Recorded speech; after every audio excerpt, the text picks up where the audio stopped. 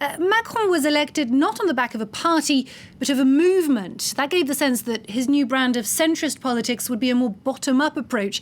Is this perhaps a sign that he's failed in that respect? Well, I don't think that was ever his intention. It was his electoral method to rely on a kind of centrist populism. But at heart, he's a reformist technocrat who has ruled from the top with the aid of members of the senior civil service in France. So I think he's done exactly what he intended to do and what, if you read between the lines, he said he would do. But what has been lacking has been any kind of social component, relief for those at the bottom who felt attacked by the increase on tax on retirees, for example, the abolition of the wealth tax, and so on. And we've said that this is about taxes. Is it more about an even distribution of the tax burden, perhaps? I think at bottom, it's not even really about taxes. It's more about a governing style, a style that takes very little account of voices from the bottom, and a real tendency to express class contempt from the top. President Macron has made a number of statements which he may now regret, indicating his impatience with the unemployed. He advised one that it would be easy to find a job merely by crossing the street. At another factory threatened with shutdown, he said that the reason that employees might fear not finding a new job is that they were illiterates. These kinds of, frankly, contemptuous remarks about the electorate did not endear him to the people who are now protesting. And so he's due to speak on Monday. What could he say or do to change and turn things around?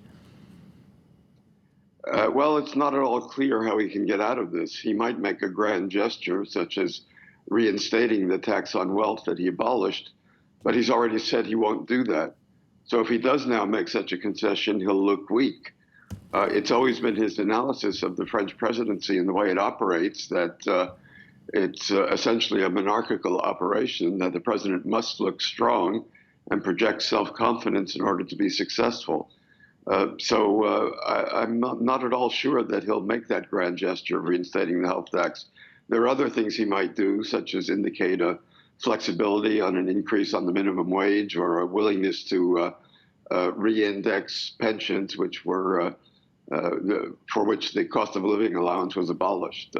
So those are gestures he might make, but he has as yet given no indication of how he might respond to the protests. And from the outside, you'd be forgiven for thinking that French people vote with their feet as much as they do at the ballot box, and perhaps get more of an effective say through protest, as government after government has rolled back its reform plans. Is this movement very different from other previous protest movements in France?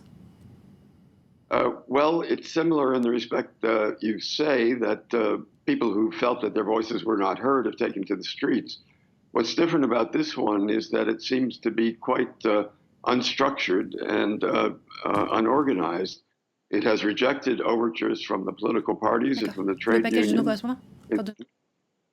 Rejected its own spokespersons, people who had expressed willingness to speak for the movement in conversations with the prime minister, for example, received threats from other parts of the movement who said that they were not representative. So this is a unique movement in that it has no clear structure and no relation to the existing political parties. In a sense, this is Macron being a victim of his own success. He ran against the political parties and reduced all of them to insignificance by winning not only the presidency, but also a firm majority in the National Assembly. And that leaves him, because his movement never really implanted itself as a political party with local roots, it leaves him without connections to the base. And he's now hearing from that base to which he has been deaf until now. And this Saturday's protest was, in relative terms, calmer than last week's. Is that a success for both sides? How do you read that?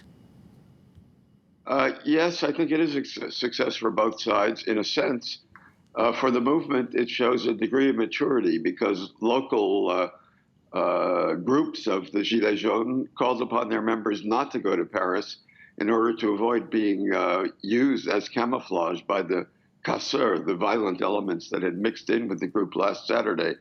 It's also a success for the government in that its show of force, its indication that it was going to mobilize a massive police presence of up to 90,000 police and gendarmes, seems to have had the desired deterrent effect. Arthur Goldhammer, thank you very much for having spoken to us on France 24. Thank you for your analysis.